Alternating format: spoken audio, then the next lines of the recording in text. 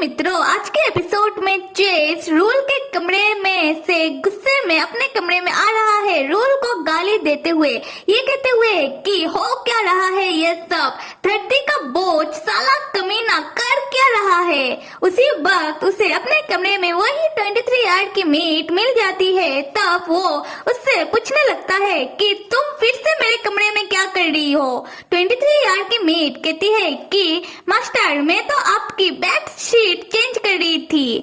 तब चेस कहता है कि कोई जरूरत नहीं है, निकल जाओ मेरे कमरे से। तब वो 23 यार्ड की मेट कहती है कि मास्टर, अगर मैं आपका कमरा ठीक ठाक करके नहीं रखूंगी तो रूल मास्टर मुझे नौकरी में से निकाल देंगे। तब चेस को याद आता है कि रूल ने एक बार कहा था कि वो 23 यार्ड की मेट अपने घर में लौती कमाने वाली है, और ये सोचने के बाद चेस को थोड़ा दया आ जाता है उसके ऊपर। फिर वो उससे कुछ नहीं कहता। जब वो 23 यार्ड की मेट चेस की बेड को ठीक ठाक कर रही थी, तब चेस उससे पूछने लगता है कि क्या तुम्हें रूल से डर लगता है। तब वो 23 यार्ड की मेट कहती है कि हाँ मास्टर, मुझे उनसे डर लगता है क्योंकि वो बहुत ही स्ट्रेंज नेचर के हैं और मैं उनसे बात भी करना पसंद नहीं करती। और मास्टर, पता है ये थोड़ा स्केरी है। जब मैंने रूल मास्टर को पहली बार देखा था, उस दिन किसी का फ्यूनरल था, बहुत ज्यादा बारिश हो रहा था और वो एक ब्लैक ड्रेस पहन के विदाउट अम्ब्रेला आए थे। दिखने में बिल्कुल कोई मौत का सौदागर लग रहे थे, just like a grim reaper. तब चेस कहता है कि किसका फ्यूनरल था। वो 23 यार्ड की मेट कहती है कि मास्टर, आपको तो याद नहीं है, पर उस दिन आपका माता और पिता का फ्यूनरल था। और ये सुनते ही चेस इज शॉक्ड। उसे याद आता है कि उस दिन उसने सपने में जो उसे बुला रही थी कि बेटा मेरे पास आओ ना, वो उसकी मॉम ही थी। मतलब उसने अपना मॉम एंड डैड का सपना देखा था। और दूसरी तरफ हम रूल को देखते हैं, जिससे मिलने के लिए कोई आया है और एक मेट आकर रूल को ये इन्फॉर्म कर रही थी। तब रूल स्मोक कर रहा था और वो स्मोक का जो फायर है वो अपने हाथों की मुट्ठी से बुझा देता है, जिससे उसका हथेली थोड़ा सा बर्न हो जाता है। खैर, फिर से आते हैं चेस की तरफ, जहाँ चेस इंटरनेट में से अपने मॉम डैड के बारे में जानकारी हासिल कर रहा था और वो 23 यार्ड की मेट चेस से कह रही थी कि मास्टर, ये 3 साल पहले की बात है, आपका माताजी और पिताजी किसी होटल में गए थे, उधर ब्लास्ट होने के कारण वो लोग बच नहीं पाए थे। तब चेस को थोड़ी थोड़ी अपनी मॉम की झलकियां नजर आने लगती है अपनी मेमोरी में। खैर, तब वो 23 यार्ड की मेट चेस से कह रही थी, मास्टर, मैंने कहीं से सुना है आपकी मॉम अभी भी कहीं न कहीं होंगी। चेस कहता है कि क्या मतलब। तब वो 23 यार्ड की मेट कहती है, मास्टर, मुझे ज्यादा तो याद नहीं, पर जितना याद है मुझे कि एक दिन मैंने आपको और रूल मास्टर को फाइट करते हुए देखा था और आप रूल मास्टर पर बहुत ज्यादा चिल्ला रहे थे और बहुत ज्यादा गुस्से में थे। अभी फ्लैशबैक दिखाया जा रहा है, जहाँ चेस रूल से कह रहा था कि तुमने मेरा फोन किधर छुपाया है। तुम्हें मालूम है, इस फोन में मेरी मॉम ने मेरे लिए लास्ट वॉइस मैसेज छोड़ा था। वो ठीक गुजरने से पहले उन्होंने मेरे लिए मैसेज सेंड किया था। रूल, प्लीज तुम मुझे मेरा फोन दे दो। रूल कहता है कि तुम किस बारे में बात कर रहे हो मुझे नहीं मालूम। और चेस उसका फोन ना मिलने के कारण तब वो रोने लग जाता है। और दूसरी तरफ हम वो 23 यार्ड की मेट को देखते हैं, जो छुपकर उन दोनों की बातें सुन रही थी और रूल उसे देख लेता है और वो तुरंत ही रूल को देखते ही छुप जाती है। खैर, अभी हम फ्लैशबैक से वापस आ जाते हैं, जहाँ वो 23 यार्ड की नौकरानी चेस से कह रही थी कि मास्टर, मुझे नहीं लगता कि आपको आपका फोन कभी वापस मिला होगा। अगर रूल मास्टर ने किसी कारण से आपका फोन लिया है तो उन्होंने शायद इस फोन को इसी मेंशन में कहीं छुपाया होगा। दूसरी तरफ हम रूल को देखते हैं, जो किसी से मिलने के लिए जा रहा था और अपनी हथेली में वो जला हुआ मार्क ग्लव्स पहनकर छुपा रहा था और उसके कमरे में कुछ तो है, समथिंग लाइक ए फोन और लाइटर टाइप कुछ। मुझे तो समझ में नहीं आया कि क्या है ये। खैर, देखते हैं आगे स्टोरी में। वैसे तो रूल ग्लव्स अपने जेनेटिक बीमारी के लिए पहनता है, पर यहाँ पर वो अपने हथेली का जला हुआ मार्क छुपाने के लिए पहन रहा है। तब तब हम देखते हैं रूल को, जो घर की किसी केयरटेकर से कह रहा था कि जाकर खाने का प्लेट सजाओ जो आए हैं उनके लिए। और ये बात चेस और वो 23 आर की मेट भी सुन लेती है। तब चेस उस 23 आर की मेट से पूछने लगता है कि क्या कोई आया है घर में। वो 23 आर की मेट कहती है कि मास्टर, मुझे लगता है कि ब्राउन कंपनी से कोई बोट मेंबर आया होगा, क्योंकि वो लोग ही इस मेंशन में कभी कभार आते हैं। पता है, वो लोग कहते हैं कि वो आपका बहुत फिक्र करते हैं, पर मुझे ये समझ में नहीं आता कि जब भी वो लोग आते हैं तब रूल मास्टर ही क्यों उनसे मिलने के लिए सिर्फ जाते हैं। तब चेस थोड़ा शॉक होकर उस 23 आर की मेट से पूछने लगता है कि जब मेरा मेमोरी था तब भी क्या रूल उनसे मिलने के लिए जाता था। वो 23 आर की मेट कहती है कि हाँ मास्टर, और इसके पीछे एक कारण है कि 3 साल पहले जो एक्सीडेंट हुआ था उसके बाद से आप लोगों से ज्यादा मिलते नहीं थे। तब से आप लोगों से मिलना अवॉइड करते थे और आप हमेशा ही कमरे में खुद को बंद करके रखते थे और कभी कभार तो आप खाते भी नहीं थे। और हाँ, आप रूल मास्टर से भी नहीं मिलते थे। जब भी आप ऐसा करते थे तब रूल मास्टर आपके कमरे के सामने आकर खड़े हो जाते थे, किसी स्टैचू की तरह आपका इंतजार करते रहते थे। 1 घंटा 2 घंटा, कभी कभार तो पूरी रात, जब तक आप आपका कमरे का दरवाजा खोल ना देते थे। और वो आपको छोड़कर कभी भी नहीं जाते थे, चाहे जो भी हो जाए। आपको वो अपने गले से लगाकर रखते थे। तब चेस कुछ सोचने के बाद उस 23 आर की मेट के बालों को खींचते हुए कहने लगता है कि वो तुम ही हो ना जो सबको इस घर में ये बात बताती फिर रही हो कि मुझे आदमियों में इंटरेस्ट है। तब वो 23 आर की मेट कहने लगती है कि मास्टर, आप ये क्या कर रहे हो, और ऐसे भी ये क्या कोई बताने की बात है। ये तो साफ साफ दिखाई दे रहा है कि आप दोनों हमेशा ही एक साथ चिपक चिपक कर रहते थे। खैर, तब चेस को कुछ फ्लैशबैक आने लगते हैं, जहां वो अपने कमरे में उदास होकर बैठा हुआ था और रूल से कह रहा था कि रूल, अभी से तुम ही बोर्ड ऑफ मेंबर को संभाल लेना और उन लोगों का टेक केयर करना। रूल कहता है कि हाँ चेस। तब चेस रूल को गले से लगाकर कहने लगता है कि रूल, हमेशा मेरे साथ ही ऐसा क्यों होता है कि लोग मुझे छोड़कर चले जाते हैं। तब रूल चेस को ऐसे उदास देखकर बहुत सारी बातें समझाने लगता है। और ये फ्लैशबैक उन समय की है जब चेस का मॉम डैड गुजर गए थे। उस समय चेस बहुत ज्यादा उदास रहने लगता था और खुद को कमरे में बंद करके रखता था। तब रूल ही उसका ख्याल रखा करता था। खैर, ऐसा फ्लैशबैक आने के बाद चेस कहने लगता है कि क्या था ये, क्या मैं दिन में सपना देख रहा हूँ या फिर ये मेरा कोई मेमोरी का हिस्सा है। और वो 23 आर की मेट चेस से पूछने लगती है कि मास्टर, क्या आप ठीक हो, आपको तो पसीना आ रहा है। चेस कहता है कि मुझे छूना मत, मैं ठीक हूँ। और ऐसे भी अभी मेरे पास ज्यादा टाइम नहीं है, क्योंकि रूल अभी बिजी होगा, तो यही है मेरा चांस। तब चेस उस 23 आर की मेट से उसका नाम पूछता है कि हे, तुम्हारा नाम क्या है। तब वो 23 आर की मेट बहुत ज्यादा सेंटी हो जाती है और चेस से कहने लगती है कि मास्टर, पहली बार आपने मेरा नाम पूछा है, पहली बार आपने मुझे नोटिस किया है। चेस कहता है कि तुम ज्यादा मत सोचो, और ऐसे भी मुझे मेरा एम्प्लॉय का नाम तो मालूम होना चाहिए। तब वो 23 आर की मेट कहती है कि मास्टर, आज मैं बहुत खुश हूँ और मेरा नाम है रोजेली। और हमें भी फाइनली इस 23 आर की मेट का नाम मालूम पड़ जाता है और आज से मैं इसे रोजेली ही बुलाऊंगी। फिर हम चेस और रोजेली को देखते हैं जो रूल के कमरे के सामने जाकर खड़े हो जाते हैं और चेस कहने लगता है कि इसका कमरा तो लॉक है, हम अंदर कैसे घुसेंगे।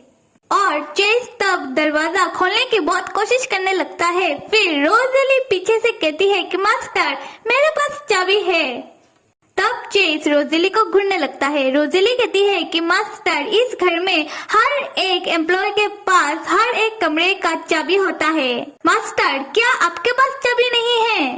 तब अब हम देखते हैं कि रोज़ेली और चेस दरवाजा खोलकर रूल के कमरे में एंटर होता है और चेस कह रहा था कि अगर हर एक एम्प्लॉय के पास चाबी पहले से ही है तो दरवाजे में लॉक की क्या जरूरत है। रोज़ेली कहती है कि क्या मास्टर, और आपके पास तो चाबी भी नहीं है और आपका मेमोरी भी नहीं है। खैर, फिर हम देखते हैं कि रूल के कमरे में रोज़ेली और चेस मिलकर चेस का वही फोन ढूंढ रहा है जिस फोन में चेस की मॉम का लास्ट वॉइस मैसेज है, और रोज़ेली भी चेस को फोन ढूंढने में मदद कर रही है। तब रोज़ेली चेस से पूछती है कि मास्टर, क्या आपको सच में लगता है कि रूल मास्टर ने आपका फोन उनके कमरे में छुपाया होगा? चेस कहता है कि चुप रहकर फोन ढूंढो, और ऐसे भी ये मेरा घर है। रूल फोन को और कहाँ छुपा सकता है अपने कमरे के अलावा, तो उसने फोन को अपने कमरे में ही छुपाया होगा, और अगर उसने ऐसा किया है तो फोन हमें उसके कमरे में ही मिलेगा। चेस अपना फोन तब ढूंढते वक्त वो अपने मन ही मन सोच रहा था कि अगर देखा जाए तो जैसा रोज़ेली ने कहा है कि मैं पहले मम्मास बॉय था और पेरेंट्स के गुजर जाने के बाद मैं पूरी तरह से रूल के ऊपर डिपेंड हो गया था, और इसमें कोई दो रहा नहीं है कि इसी कारण रूल इस मेंशन को मैनेज कर रहा है अपनी तरह। पर यहाँ पर एक बात है कि रूल ने मुझे कभी भी ये क्यों नहीं पूछा कि मैं कैसे मिसिंग हो गया था और मेरा कैसे एक्सीडेंट हो गया जिससे मेरा मेमोरी लॉस हो गया। क्यों रूल मुझसे ये नहीं पूछता कि क्या मुझे कुछ याद आया है मेरे एक्सीडेंट के बारे में? पर उसके बदले रूल रोज़ेली से कहे कि मेरे कमरे में और इस पूरे मेंशन में कैमरा फिट कर दिया। उसके लिए कैमरा फिट करना इम्पोर्टेंट है ये जानने के बदले कि मेरे साथ क्या हुआ था। जब से मैं इस घर में आया हूँ तब से रूल मेरे पर नजर रख रहा है। मेरे साथ एक एक्सीडेंट हुआ जो इस घर के बाहर हुआ था, और मैं भी एक गधे की तरह इस घर में वापस आ गया, और रूल को कोई भी फिक्र नहीं है कि क्या हुआ था और क्यों हुआ ये सब मेरे साथ। या फिर ऐसा तो नहीं कि रूल को सब कुछ पहले से ही मालूम हो शुरू से लेकर। उस समय रूल के कमरे में चेस को अपना फोन ढूंढने के वक्त एक लाइटर मिलता है। चेस उस लाइटर को ओपन करने के बाद और उस लाइटर में से एक मेमोरी कार्ड निकलता है, और रूल के कमरे में हमने जिस चीज को देखा था वो लाइटर ही था। तब उस लाइटर के अंदर जो मेमोरी कार्ड था उसको देखकर चेस भी उस मेमोरी कार्ड को ढूंढने लगता है। चेस उस मेमोरी कार्ड को देखने के बाद अपने मन में कहने लगता है, अगर मैं शुरू से लेकर अब तक सारी बात सोचूं तब भी मुझे कुछ ठीक नहीं लग रहा है। पर एक बात तो श्योर है, जो वो मुझे बता रहा है वैसा मैं नहीं हूँ। और रोज़ेली से कहता है, रोज़ेली तुम इस कमरे को जैसा पहले था वैसा कर दो, साफ सुथरा कर दो, और मैं अभी जा रहा हूँ। तब चेस उस मेमोरी कार्ड को हाथों में लिए जाते वक्त भी वो अपने मन ही मन कह रहा था, इस मेमोरी कार्ड में क्या हो सकता है? क्या इस मेमोरी कार्ड में मेरा फोन का रिकॉर्डिंग होगा जो मेरे मॉम ने भेजा था, या फिर इस मेमोरी कार्ड में कुछ हिडन डॉक्यूमेंट है? उसी वक्त चेस को नीचे से कुछ शोर सुनाई देने लगती है। ये शोर उसी बोट मेंबर की है जो चेस के घर आया है।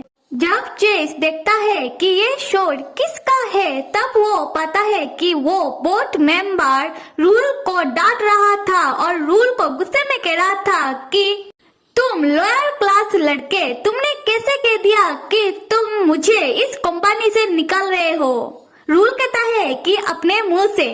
वो बोट मेंबर कहता है, तुम्हारी इतनी हिम्मत। रूल कहता है कि आप शायद भूल रहे हो कि पावर ऑफ एटर्नी मेरे नाम पर है, तो मैं जिसे चाहे उसे निकाल लूं कंपनी से।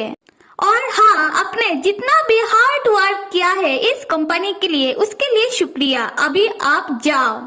वो बोर्ड ऑफ मेंबर कहता है कि रूल, तुम्हें क्या लगता है कि मुझे नहीं मालूम कि तुम तुम्हारे इस पावर को कैसे और किस तरह से यूज कर रहे हो? रूल कहता है कि अगर आपने डिसाइड कर लिया कि आपको मरना है मेरे हाथों से, तो आप कहो ना कि मैं क्या क्या कर रहा हूँ। उसी वक्त जो चेस उन लोगों की झगड़ा देख रहा था उसे आकर रोजिली पुकारती है मास्टर कह के। तब रूल और उस बोर्ड मेंबर का नजर चेस की तरफ पड़ता है। रूल तब चेस को देखकर कहने लगता है कि चेस सॉरी, बहुत ज्यादा शोर हो रहा है ना, मैं जल्दी ही इन सब को अच्छे से टेक केयर कर लूंगा। और वो बोर्ड मेंबर चेस को देखते ही चिल्लाते हुए चेस से पूछने लगता है, मिस्टर ब्राउन आप यहाँ, क्या आप ठीक हो और क्या इस आदमी ने आपको कुछ नुकसान पहुँचाया है? आपको शायद मालूम नहीं कि मैं आपके लिए कितना ज्यादा फिक्र कर रहा था। उसी वक्त रूल अपने गार्ड को ऑर्डर देता है इस बोर्ड मेंबर को ले जाने के लिए। तब भी वो बोर्ड ऑफ मेंबर चिल्लाते हुए चेस से कहे जा रहा था, मिस्टर ब्राउन ये लोअर क्लास लड़का ही सब फसाद का जड़ है। आप अपना आंखें खोलो और कब तक आप खुद को यूज करवाते रहोगे इस लोअर क्लास लड़के के हाथों से? उस समय चेस कहता है कि रुको, मुझे इन बोर्ड ऑफ मेंबर का बात सुनना है। तब रूल चेस की तरफ देखते हुए अपने गार्ड को ऑर्डर देता है कि इस बोर्ड ऑफ मेंबर को ले जाकर लिविंग रूम में बैठा कराओ। और वो खुद चेस के पास चला जाता है और चेस से कहने लगता है, चेस तुम कुछ भी सुनने से पहले तुम एक बार मेरी बात सुन लो। और चेस को अपने कमरे की तरफ ले जाने लगता है। तब चेस रूल से कहता है कि छोड़ो मुझे। रूल तब चेस से कहने लगता है कि चेस मेरी बात को ध्यान से सुनो, उस बोर्ड मेंबर को नहीं मालूम है कि तुम्हारा मेमोरी लॉस हुआ है और ना ही इस मेंशन के बाहर किसी को तुम्हारे हेल्थ के बारे में कुछ मालूम है। अगर दुनिया को तुम्हारे कंडीशन, तुम्हारे मेमोरी लॉस के बारे में मालूम पड़ जाए तो ये बिल्कुल भी ठीक नहीं रहेगा और मैं ऐसा नहीं होने दे सकता। चेस प्लीज, मुझे मालूम है कि ये बात और जो भी हो रहा है ये तुम्हारे लिए बहुत ज्यादा कंफ्यूजिंग हो रहा होगा, पर तुम्हें अभी मुझ पर विश्वास करना ही पड़ेगा। तब चेस डायरेक्टली उस मेमोरी कार्ड को रूल को दिखाते हुए पूछ लेता है कि क्या है ये मुझे तुम्हारे कमरे से मिला है, पहले तुम मुझे ये एक्सप्लेन करो। अब ये तुम्हारे आंसर पर डिपेंड करता है कि मैं लिविंग रूम में उस बोर्ड ऑफ मेंबर से मिलने के लिए जाऊं या फिर नहीं। तब हम रूल को देखते हैं जो शांत तरीके से चेस को ही देखे जा रहा था। तब चेस कहता है, मुझसे और बर्दाश्त नहीं हो रहा। रूल तुम ऐसा क्यों दिखाना चाहते हो कि तुम जो भी कर रहे हो वो सिर्फ मेरे लिए कर रहे हो, और ऐसे क्या देख रहे हो तुम मुझे? तुम्हें क्या लगता है कि तुम ये सब करके मुझे बेवकूफ बनाते फिरोगे? तब रूल बहुत ही ज्यादा बेबसी के साथ चेस को समझाने की कोशिश करता है कि चेस, मेरा जीवन शुरू से लेकर सिर्फ तुम्हारा है, मेरा जन्म सिर्फ तुम्हारे लिए हुआ है और मैं हमेशा तुम्हारे साथ ही रहूंगा। तो तुम मेरे साथ ऐसा बिहेव करना बंद करो, मैं तुम्हें दोबारा टूटता हुआ नहीं देख पाऊंगा। चेस कहता है, मुझे तुम्हारा ये बकवास नहीं सुनना, मुझे मेरा जवाब चाहिए। तुम मुझे पहले ये बताओ इस मेमोरी कार्ड में क्या है? तब रूल कहता है, रिकॉर्डर, वीडियो रिकॉर्डर, और ये तुम्हें दिखाने से पहले मुझे कुछ छोटा सा काम करना पड़ेगा। तो चलो देख लेते हैं कि क्या है वो छोटा सा काम। ये छोटा सा काम है कि रूल तब डॉक्टर को बुलाता है चेस को एनेस्थेसिया देने के लिए, क्योंकि ऐसा करने से चेस इस रिकॉर्डर को देखने के बाद वो हाइपर ना हो जाए और उसका तबीयत ना खराब हो जाए और चेस इस रिकॉर्डर को शांति से एक जगह बैठ के देख पाए और समझ पाए। तब रूल चेस को एनेस्थेसिया देने के बाद उस रिकॉर्डर को ऑन करता है और उस रिकॉर्डर में हम चेस को ही देखते हैं जो सूट बूट पहन कर कह रहा था, मैं चेस ब्राउन फैमिली का उत्तराधिकारी और ब्राउन कंपनी का बिगेस्ट शेयर होल्डर। मैं पूरी होशो हवास के साथ मैं खुद को और मेरा सब कुछ रूल के नाम करता हूँ और उसे मोरिटेट प्रोजेक्ट का वॉलंटियर घोषित करता हूँ। तब हम चेस को देखते हैं जो आंखें फाड़ फाड़ कर खुद का ही रिकॉर्डिंग देख रहा था। तब रूल चेस से कहता है, चेस ये वीडियो रिकॉर्डिंग 3 लॉयर के सामने हुआ है, इसी कारण इस रिकॉर्डिंग को झुटलाया नहीं जा सकता। तब चेस रूल से पूछता है कि ये मोडिटेट क्या होता है। रूल कहता है कि मोडिटेट है nick name memory control system का, जिसे ब्राउन कंपनी ने बहुत सारा पैसा खर्च करके तैयार किया है और फाइनली 3 साल पहले ये प्रोजेक्ट कंप्लीट हुआ है। और चेस, अभी तुम जिस वीडियो रिकॉर्डिंग को देख रहे थे ये 1 साल पहले का है। और हाँ चेस, तुम खुद अपनी मर्जी से अपना मेमोरी को इरेज कर दिए हो इस मोडिटेट को यूज करके। और यहाँ पर हमें जो शॉकिंग बात पता चलती है वो है चेस का मेमोरी एक्सीडेंट से नहीं बल्कि इस मोडिटेट प्रोजेक्ट के चलते चला गया और ये उसने खुद ही किया है। और आप सब यही सोच रहे होंगे ना कि ये मोडिटेट प्रोजेक्ट क्या है, तो ज्यादा डिटेल में ना जाते हुए मैं शॉर्टकट में आप सबको कह देती हूँ। सो मोडिटेट एक ऐसा बग है या फिर एक ऐसा सिस्टम को कहा जाता है जिससे लोग अपना लाइफ का जो भी याद मिटाना चाहते हैं वो अपनी मर्जी से उस याद को मिटा सकते हैं। जैसे कि लोगों के लाइफ में बहुत सारी अच्छी बुरी याददाश्त होती है और लोग वो खुद से डिलीट नहीं कर पाते, तो उस मोडिटेट सिस्टम को यूज करके वो लोग अपने लाइफ की उस याद को डिलीट कर पाएंगे। और साथ ही साथ इस मोडिटेट प्रोजेक्ट या फिर सिस्टम से लोगों की माइंड को कंट्रोल भी किया जा सकता है और हाँ, इसका साइड इफेक्ट भी होता है। एंड यहाँ पर ऐसा लग रहा है कि इस साइड इफेक्ट के चलते ही चेस को लग रहा है कि उसका याददाश्त एक्सीडेंट के कारण गया है और ये जो स्टोरी है इस मोडिटेट प्रोजेक्ट की ही इर्द गिर्द है और जिसको इस स्टोरी के दोनों हीरो ने ही तैयार किया है या फिर इन दोनों में से किसी एक ने तैयार किया है और क्यों किया है, दैट्स द क्वेश्चन। और आपने अगर नोटिस किया है तो यहाँ पर ये कहा जा रहा है कि इस प्रोजेक्ट को चेस की कंपनी मतलब ब्राउन कंपनी ने तैयार किया है। ऐसा क्यों? क्या चेस की कंपनी मतलब ब्राउन कंपनी अपने फायदे के लिए इस प्रोजेक्ट को यूज करना चाहती है या फिर ये सब बस ऐसे ही है? और थोड़ी देर पहले रूल जिस बोर्ड मेंबर को कंपनी से निकाल रहा था, इसके पीछे भी एक बहुत बड़ा कारण है। इनफैक्ट रूल जो भी करता है हर एक चीज के पीछे उसका एक कारण होता है। एक्चुअली में इस स्टोरी में हम जो भी देख रहे हैं वो वैसा नहीं है और जो जैसा है वो हम स्टोरी के अंत में जाकर समझेंगे। और चेस भाई साहब ने अपना याददाश्त क्यों मिटाया है ये हम आने वाले एपिसोड में जानेंगे। तब तक आप सब लाइक, सब्सक्राइब, कमेंट करना तो बिल्कुल भी मत भूलिएगा। Till then stay with me and see you.